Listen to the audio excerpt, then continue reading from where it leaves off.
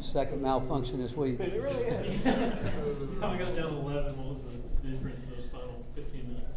I thought we did get more aggressive defensively. I thought Zakai coming in, and I thought his ball pressure really was a big part of that happening.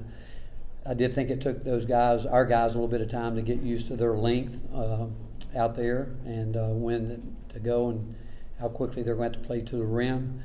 Rebounding, obviously, second half, we had 3 turnovers. They ended up with 15, I think. But we first half, when we did have a little bit of lead, and we had 2 just really blunders that you can't have with turnovers and throwing it out of bounds, and really flipped the game a little bit.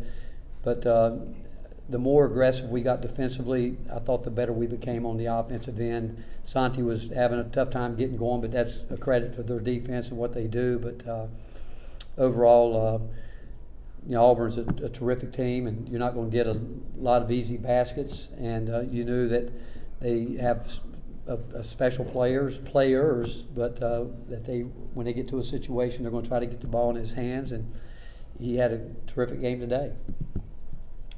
Rick, what went into the rebounding effort for you guys today? And with Brandon, it seemed like he basically made himself indispensable in the second half. It's really.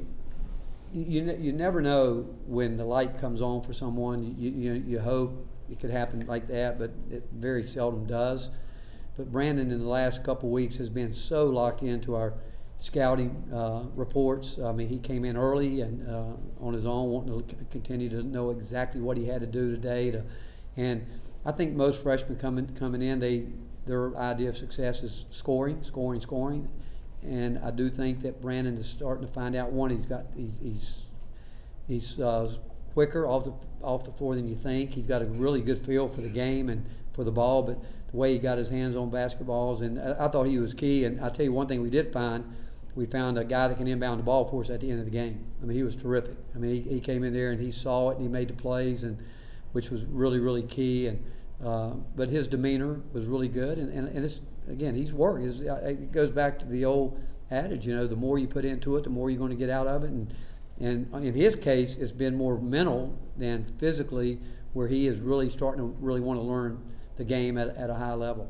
And what about the rebounding? What went into your rebounding efforts? Well, we talk about it every game. I mean, we've got to do that. I mean, you've got to do it, plain and simple. And sometimes, we will grade blockouts and all that, but sometimes it's a matter of going to get the basketball. And tonight we had a lot of guys with that effort trying to get their hands on it and make things happen. And I just hope we can continue to build on it. Well, Rob, then Wes, David, Jimmy. Coach, you had several guys who were banged up this week. You're limited practice against Zakai, John, Josiah. What does it say about kind of their character to battle through and play like they did today? Well, first of all, there was never any doubt they were going to play. That's not what you ever worry about with our guys. And at this time of year, I think a lot of teams are really banged up, and I think a lot of guys have played a lot of minutes. But what you are concerned about is their timing. Even though you know that they're competitive, they're going to be ready, they're going to be locked in with a scout report. It's just the timing of knowing it, because their bodies have gotten so used to a schedule to where they know what they're going to do. Like tomorrow will be a day we come in and scrub it out. The guys that played minutes won't do very much, and then the next day off will be Wednesday. So their bodies get used to that, and now all at once they're basically not doing much for 2 days or 3 days in a row. You just worry about their bodies getting out of sync. But I know Zakai came in early today and went through just a little bit quicker, hard 20-minute workout to try to get his timing back.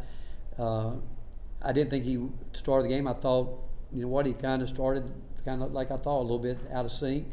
But once he got going defensively, I thought it changed a lot of things for our team. Rick, I know you've been here as a visiting coach before you took the job here, and I know everyone knows you knew a little bit about the program. But did you think that this arena would be what it was consistently when you got here? I mean, did you picture that in your mind, that it would be something like this? When I got here, I've heard it 10,000 times over about our game when we came in here. And honestly, you might think this, I get so locked in, I'm almost oblivious to it. I really am. But so when I start to hear it, I know it's loud. I do. And but when I first got here, I met Kevin Feltner, who's from here in East Tennessee, and he told me, he said, I promise you're going to find out that Tennessee's got the best basketball fans in the country. He said that to me, and I tell you what, I'll get a text from him tonight, as I did after every big game. He said, I told you so.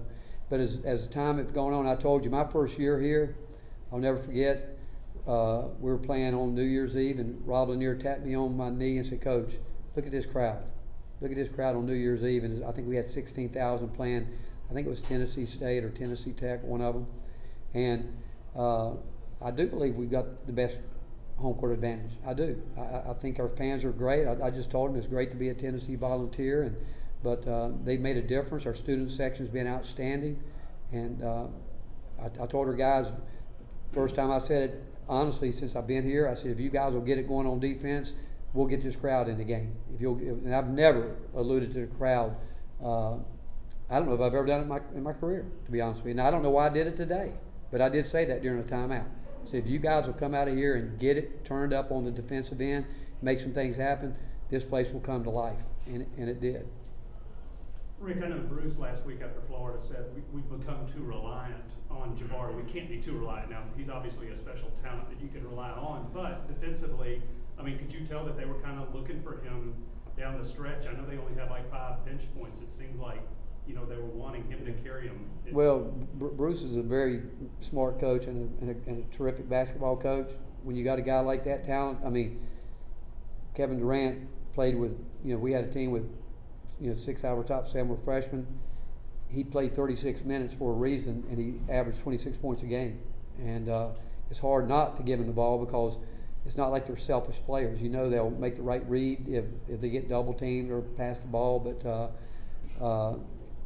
the fact is, we were switching a few times down there, even with guard, because people forget, Kennedy Chandler's got a 6'7" wingspan, and Zakai's going to fight, Santi's going to fight, but when you feel like even us sometimes, we feel like we need baskets. It's based on who we think we can play through, and like at the end, if they would have stayed straight up, we were going to probably put Zakai up top of the ball a little bit more, but he went up there, what he did, and tried to dribble through 2 people.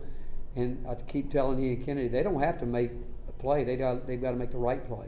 And but it's hard not to give it when you've got a very, very talented player, not to say, hey, we got to play through it. Rick, what led you to trust Brandon Honey-Hatfield to invent? Was it his size, his decision making? What led to that? I think where he's grown and his work, and he's come so far in so many different areas, but he has been really locked in for the last 3. I mean, I'm talking about the scouting report. He's in the huddle talking. He knows what's coming. You can ask him. I can just tell you he is, but he's earned it. I mean, it has nothing to do with us. I mean, I think you guys know if you're going to be out there, you're going to have to earn your way out there. And we talk about holding that rope. Well, he's done that. At times it's been slippery for him, but yet he's never caved into it. And you know what? He and Jonas both are helping us at the right time. And we need them all, and we said that from the beginning. But I love his demeanor, but more important, I just love the focus he's had getting ready mentally for the game. And he hit a 3, had a chance to shoot another one, didn't. I think that's all maturity. I think he's starting to get a great feel for what we have to do and how we all have to be together as a team. And But he's got so many great days ahead of him, and he's going to continue to keep working and get himself in elite shape, and he'll become the player that I think everybody knows he can be. Ben, then Karthik. Rick, how do you feel like you all did defending Walker Kessler and just kind of what went into maybe limiting him some at times? Well, I don't know if we limited him. We were trying to play our defense principles, and we adjusted a little bit on the ball screen at the end of the game, going a little bit more to a drop catch and having our guards fight over it so we could take away the roll where we didn't have to tag quite as much on the backside for those skip passes. And but again, the credit goes to the guys. I mean, they know how hard. They've got great respect for what Auburn does and how they play and the year they've had, just like we know we got to do that every night that we go out, and they knew it would be hard. And I told them before the game, how are we going to be when it's not going our way? And it certainly, turned it over twice, and I think we had a 4 or 5 point lead, gave them some momentum, finished out the half okay, but when it wasn't going great, we finally got things turned around, more like we are, but it was done by, I thought Zakai's ball pressure was huge, and I thought it was really huge, and then obviously we started making some shots. I mean, making shots is a big part of this game, as you all know, and we had some early that we could have, should have, maybe, but that's part of the game. But when we needed some, we made some shots. Coach, you had several players in the student section. Orochi was running around. John Fulkerson's directing Rocky Top over by the band. Just how fun is it for you to watch your team celebrate a top 10? Well, I don't. I walk off the court, and I don't. I mean, I get there. The last thing I said to them when I got through with them, hey, we got to go to enjoy this real quick. We got to go to Georgia Tuesday night. I think it's their appreciation for our fan base and our students. I think they're students, they're college kids. I get it, I get it, and winning is so hard. And I probably am not one of the best at enjoying winning, because my mind quickly gets on to what's next. But for them, I'm glad. I want them to enjoy winning, because it's hard to come by. And when you do win, I don't want them to do anything stupid. I don't want them to ever disrespect any opponent. I want them to show humility. I want them to be classy, but I do want them to enjoy it. I just don't want them to ever do something that their moms and dads and family wouldn't be proud of.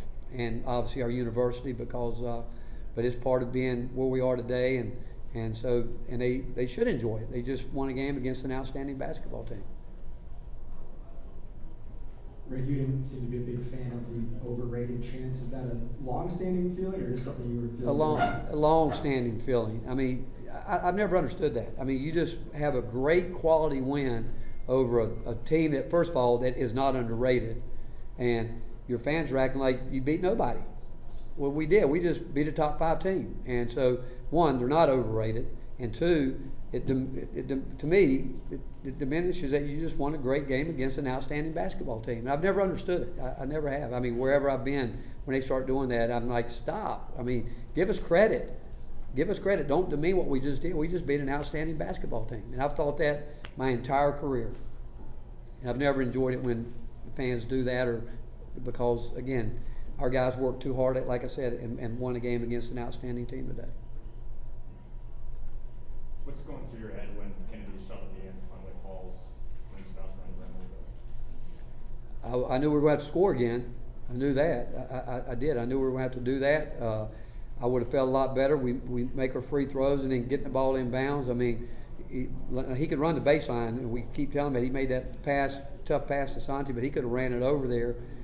But that's, again, areas, and we believe it or not, we spent a lot of time this week, and we have the last 2 weeks working on special situations, and we've got to do a better job. And certainly they are athletic and can put a quick trap on you, but we're going to have to continue to get better in that area. Thank you, Coach. All right, thank you guys.